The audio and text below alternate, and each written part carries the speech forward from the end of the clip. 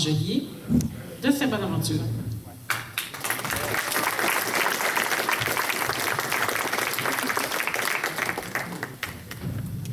Alors moi, je vais vous parler du règlement qui a été mis en vigueur le 14 août et qui a comme principale fonction de favoriser, sinon d'autoriser la fracturation sur l'ensemble du territoire du Québec.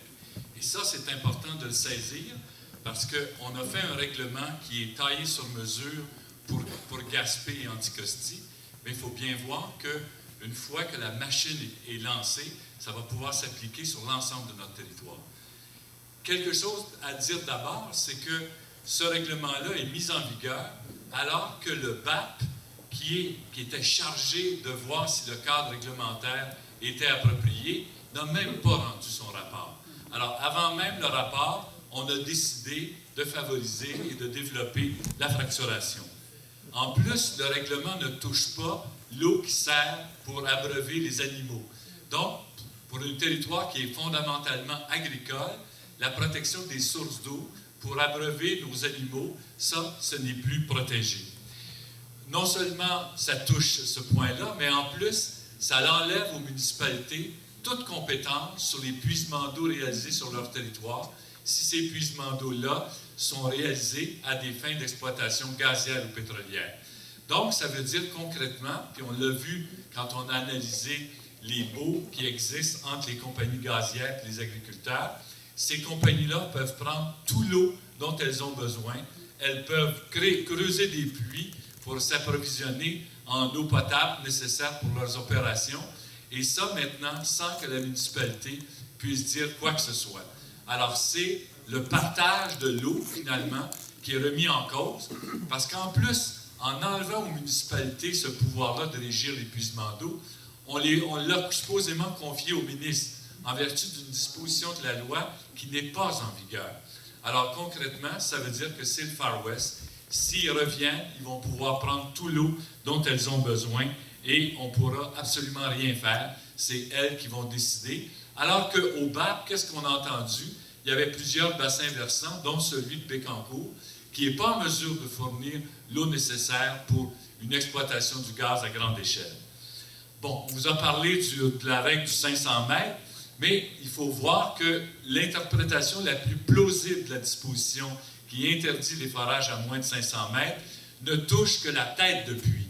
Alors, on sait qu'au Québec, en l'absence de gisements conventionnels, on va faire des forages horizontaux ou des forages avec fracturation, et donc, on va pouvoir s'approcher autant qu'on le voudra des sources d'eau, puisqu'en autant qu'on respecte le 500 mètres de la tête de puits gazier, il n'y aura pas d'infraction à ce règlement-là.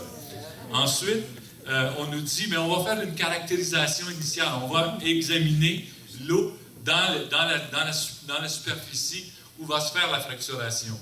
Mais ce n'est pas suffisant. Il faudrait que la caractérisation s'éloigne à l'extérieur de la zone où va se passer la fracturation pour qu'effectivement, on soit en mesure de vérifier, le cas échéant, s'il y avait une pollution. On va être incapable de le faire. La caractérisation, on devrait la faire aussi en fonction des produits utilisés par l'industrie. Si je recherche les produits qui sont utilisés par l'industrie avant et que je constate qu'il n'y en a pas dans les puits, et qu'après la fracturation, je constate qu'il y en a, on vient d'établir effectivement la cause de la pollution. Mais ça, la caractérisation ne touche absolument pas les produits qui sont utilisés par l'industrie.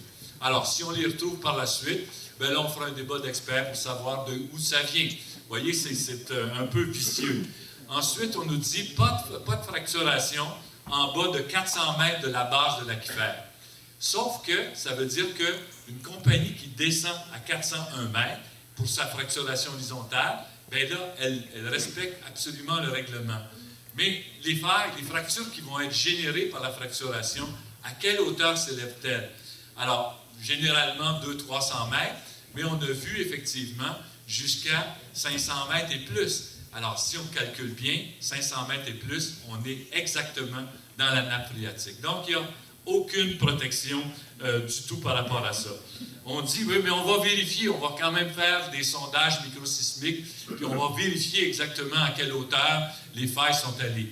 Oui, on va le faire pour une pour chaque surface rocheuse, chaque bassin rocheux, on va devoir le faire au moins une fois.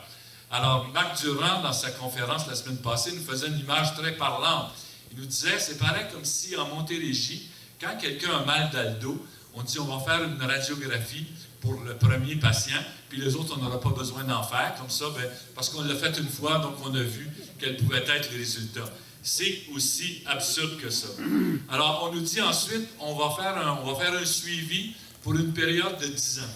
Oui, mais on ne sait pas à quelle vitesse va remonter le méthane vers la surface. C'est possible que ça prenne beaucoup plus de temps. Alors, pourquoi limiter dans le temps la responsabilité alors que le dommage, lui, il va se passer sur une période de temps illimitée dont on ne connaît pas exactement la durée. Alors, c'est vraiment fait pour s'assurer que les compagnies ne soient pas responsables et qu'on multiplie à l'infini les cas de lacs mégantiques, c'est-à-dire où la population va devoir payer pour les pollueurs, alors que le principe du pollueur-payeur, c'est un des principes qui se retrouve dans la loi sur le développement durable. Alors, l'ensemble de cette réglementation-là, c'est une mystification qui ne sert absolument à rien, sinon à jeter de la poudre aux yeux, puis à dire aux gens, ne vous inquiétez pas, c'est le règlement le plus sévère en Amérique du Nord. Alors, c'est la même rhétorique. Hein. Vous vous souvenez que c'est ce que M. Blanchet, notre ministre, disait à l'époque, mais M. Hertel tient exactement le même discours aujourd'hui, alors que dans les faits, c'est faux. Il y a déjà des juridictions où les protections sont plus importantes. Il y a plusieurs juridictions qui ont refusé, qui ont passé des moratoires. C'est le cas en Nouvelle-Écosse, c'est le cas prochainement au Nouveau-Brunswick, c'est le cas dans d'autres au Vermont. Alors donc, quand on nous dit que c'est le règlement le plus sévère en Amérique du Nord, c'est de la blague. Alors, qu'est-ce qu'on peut faire? Qu'est-ce que nos élus peuvent faire? Parce que toute notre démarche dans le regroupement Vigilance Hydrocarbures Québec, ça a été de travailler avec les élus, c'est pas de les dénoncer, c'est pas même si parfois on n'est pas d'accord, c'est vraiment de donner le maximum d'informations et faire en sorte que les comités de citoyens et les élus travaillent main dans la main pour assurer la protection de l'eau sur nos territoires. Alors, qu'est-ce qu'on peut faire? Qu'est-ce qui nous reste, puisque ce règlement-là a remplacé le règlement dit Saint-Bonaventure qui avait été adopté par une centaine de municipalités?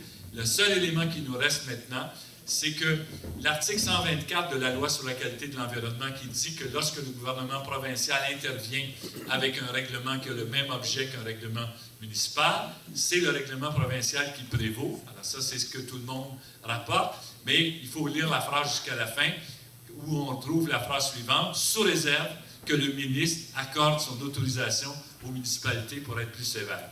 Or, on sait maintenant, et dans le cas de Gaspé, avec les études qui ont été faites, on sait que dans 10 des 11 puits autour de Aldeman 1, il y a une contamination des eaux. On sait donc que si on y va de l'avant avec la fracturation dans les distances séparatrices qui sont actuellement imposées, on va se retrouver avec une pollution. Donc, qu'est-ce qu'on peut faire? Bien, la démarche que les élus ont décidé le 20 septembre à Saint-Edmond-de-Grande-Table, c'est de faire ensemble une requête collective au ministre pour être autorisé à être plus sévère. Et l'objectif, c'est de réunir 2, 3, 4, 500 municipalités qui vont faire ensemble cette demande-là au ministre pour s'assurer qu'effectivement, on crée la pression politique parce que c'est le seul élément qui nous reste. Il faut donc unir l'ensemble des comités de citoyens des municipalités pour exiger du gouvernement qu'on ait des standards plus sévères. Alors, ça a été envoyé dans 575 municipalités. C'est des municipalités avec lesquelles on avait des contacts.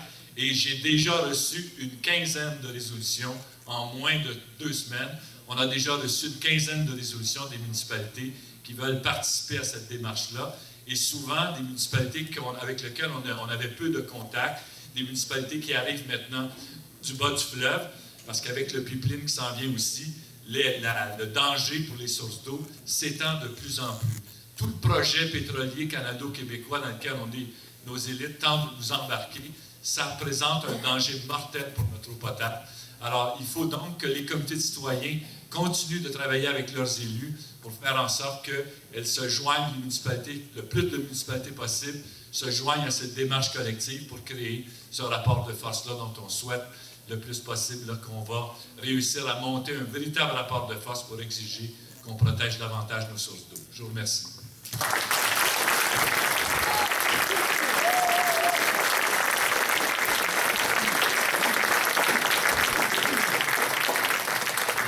me demande d'ajouter un simple petit point, c'est que suite à la conférence, effectivement, de Saint-Edmond, le ministre Hartel, avec lequel on essayait d'entrer en contact, je l'avais rencontré une première fois lors de la présentation du film, de la première du film de Dominique Champagne.